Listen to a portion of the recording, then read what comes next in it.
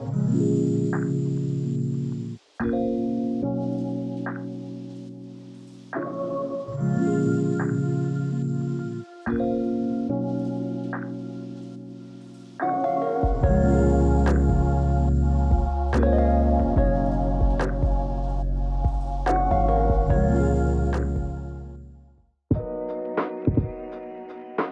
and welcome back to the U2 series. In this episode I'll be handcrafting a guitar neck to complement this beautiful U and resin body.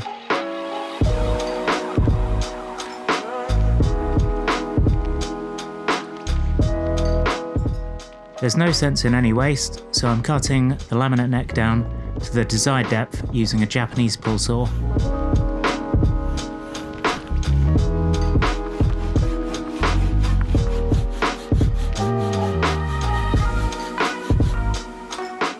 Everything's better in slow motion.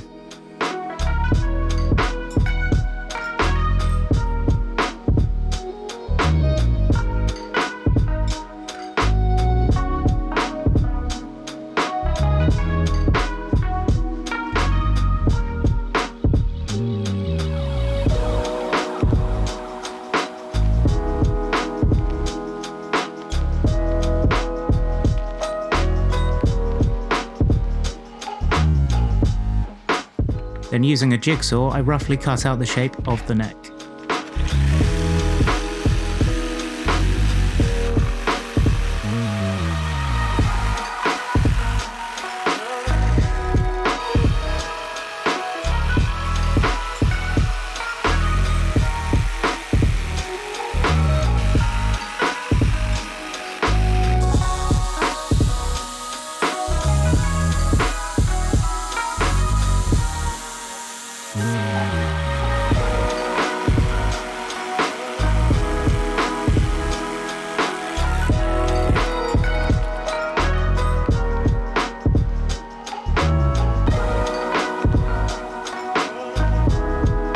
Now I need to create a truss rod channel. I like to do it the old-fashioned way with a chisel. Far less mess and much more satisfying.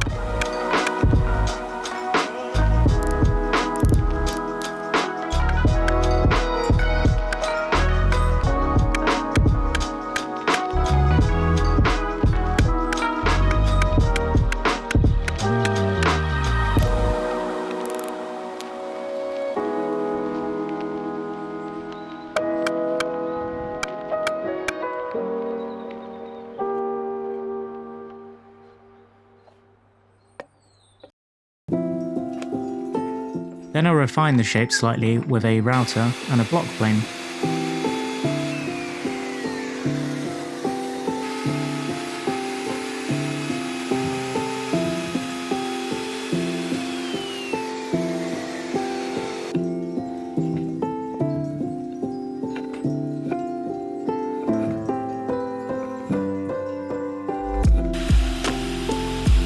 Things are a little rough up around the curves of the headstock area.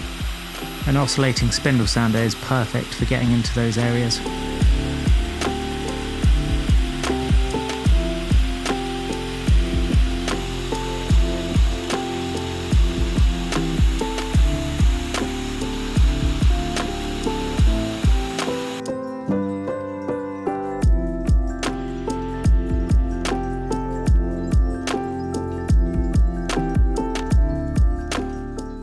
I'm going to leave the neck blank alone for now, focus on my fretboard, and this fretboard needs some slots.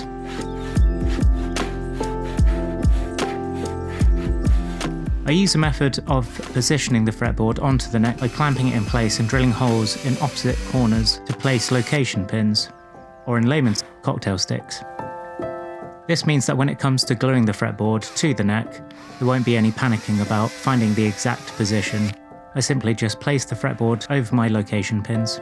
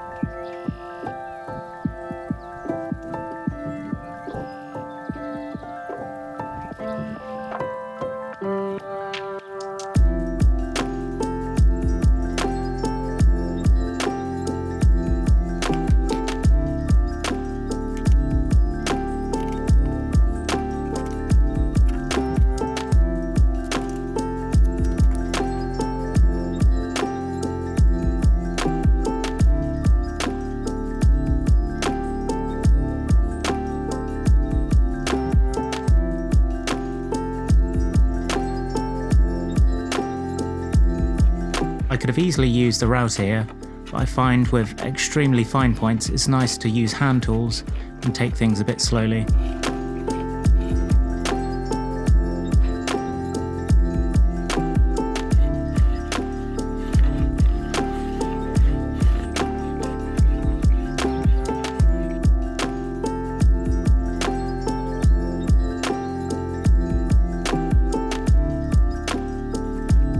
Now I need to create the headstock curve. The easiest way I find to do this is by taking the bulk of the material away with a pull saw, then create the transition curve with the belt sander. As you can see, it's been raining so much here. Luthering without a workshop can be difficult sometimes.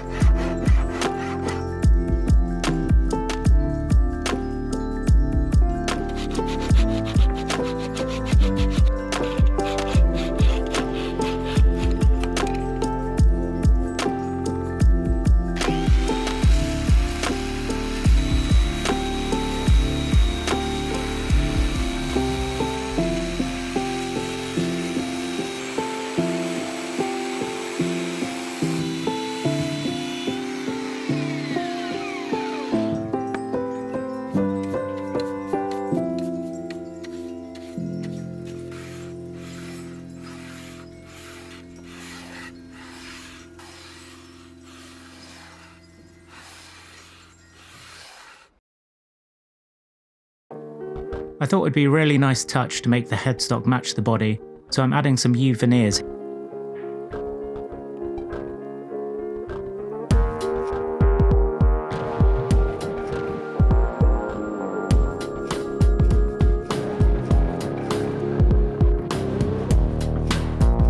I have a couple of wood blocks that roughly have that headstock shape and a few clamps and shims.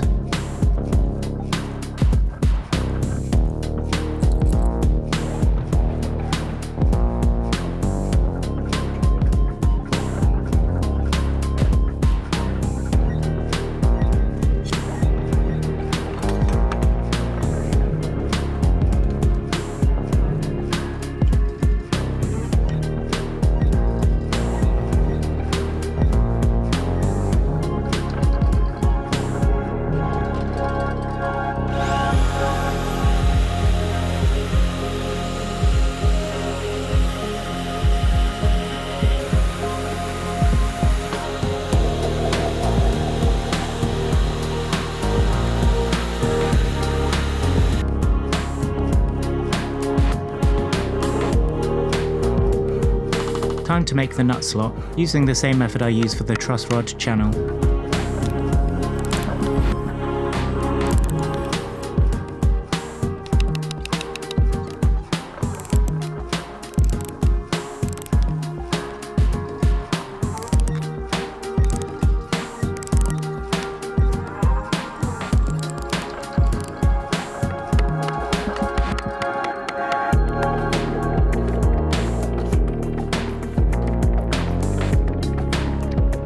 And now to ruin my headstock.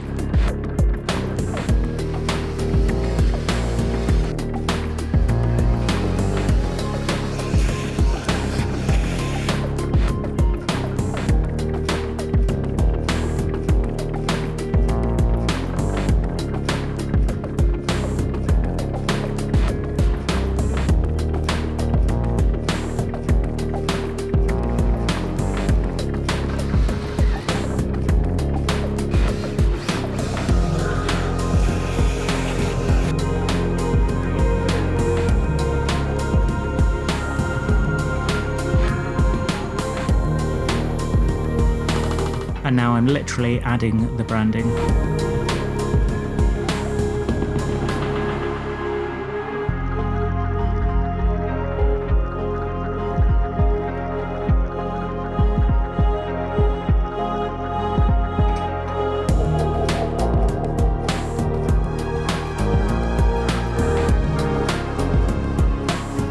Here I'm making good use of the cocktail sticks again.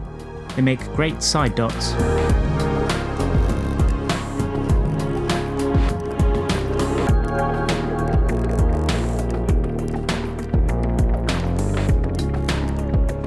That neck really needs a good clean after all that radiusing.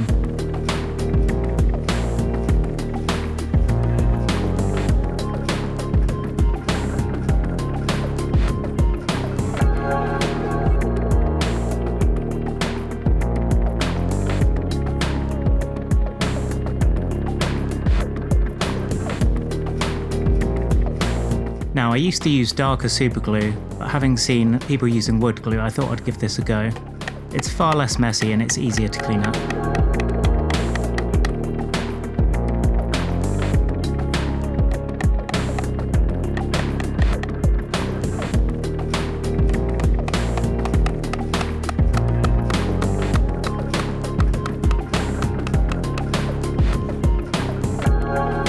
Now to nip those in the bud with flush end cutters.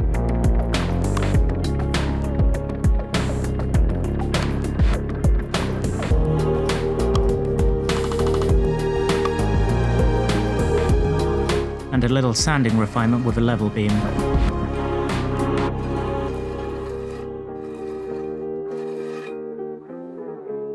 Followed by a bevel edge filing.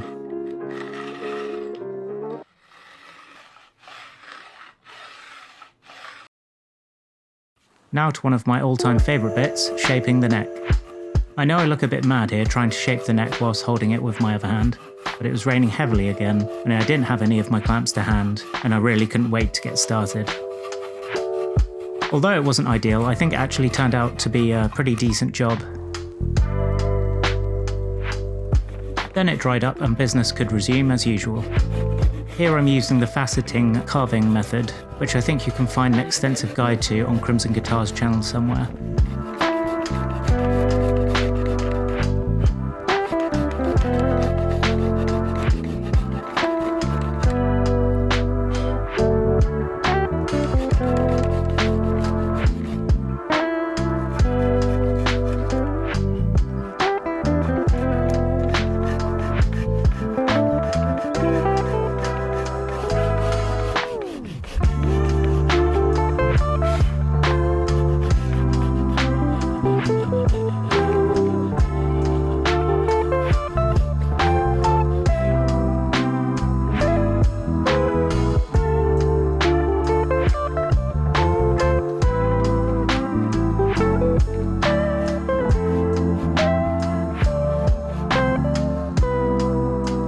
So now I have the rough shape of my neck, I just need to do lots and lots of super fun sanding.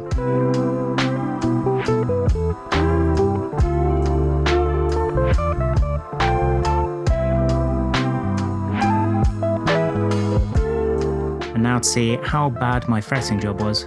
I'm surprised to find it's not bad at all, apart from a couple of high frets towards the top and a couple at the bottom.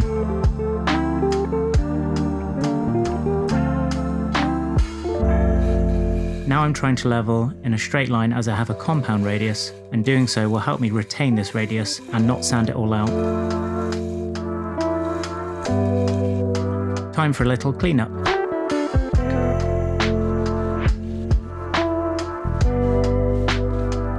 Now usually I put masking tape all over the fretboard and go hog wild, but I thought I'd try a different approach this time. The fret rubbers were very convenient, but if I'm honest, they're not quite as thorough as my old sandpaper method. I think this will be remedied by buffing them with the Dremel polisher.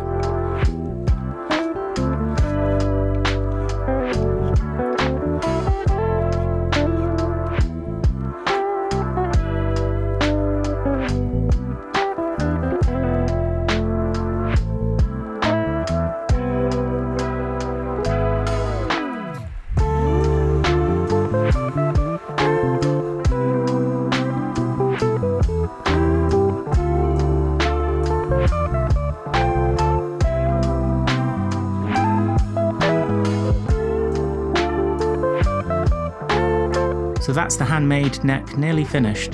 I hope you'll join me next time when I'll be finishing the guitar in bar top epoxy, as well as putting it all together and seeing if it makes a sound. If you have any thoughts or tips for this guitar, please leave a comment, and if you like what you've seen, then please click like and subscribe. See you next time.